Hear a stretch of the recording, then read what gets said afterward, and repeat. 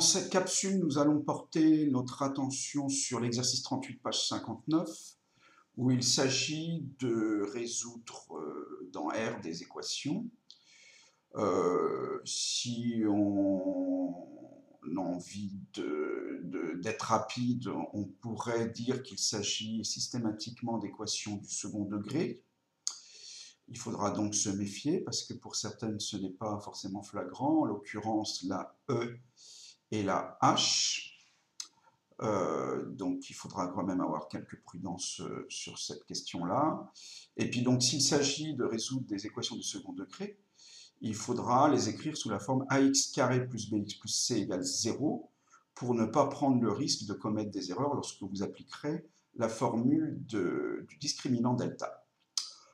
En ce qui concerne donc à ma gauche l'équation A, bon, là, il n'y a a priori pas de piège. À ma droite, B non plus.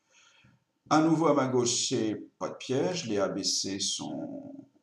Enfin, a priori, on ne doit pas pouvoir se tromper quant à la détermination de leur valeur. Ne pas oublier que lorsque x carré est seul, le petit a est égal à 1.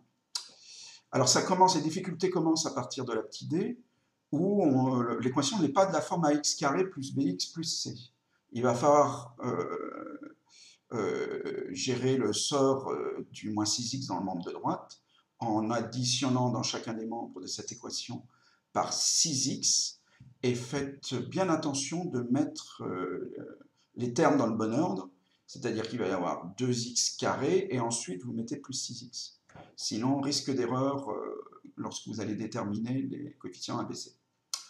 La petite e, pour l'instant on ne voit pas si c'est du second degré ou pas.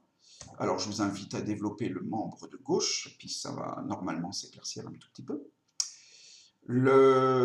À ma droite, la F, écoutez, ça ressemble un petit peu à la D. Il va falloir faire en sorte que le membre de droite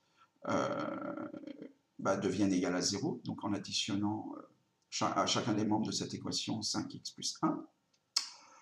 À ma gauche, à nouveau, le petit g, voilà, le risque là, c'est de ne pas faire attention à l'ordre. Elle n'est pas de la forme ax carré plus bx plus c, je vous laisse poursuivre. Et la petite h, c'est à nouveau, on va dire, la même situation que la petite e, où pour l'instant, ce n'est pas du tout flagrant qu'il s'agisse d'une équation du second degré. Et il peut effectivement s'agir d'une équation seulement du premier degré, suivant d'éventuelles simplifications. Je vous laisse poursuivre la petite h tout seul. Voilà. Merci d'avoir suivi cette capsule. À très bientôt. Jingle.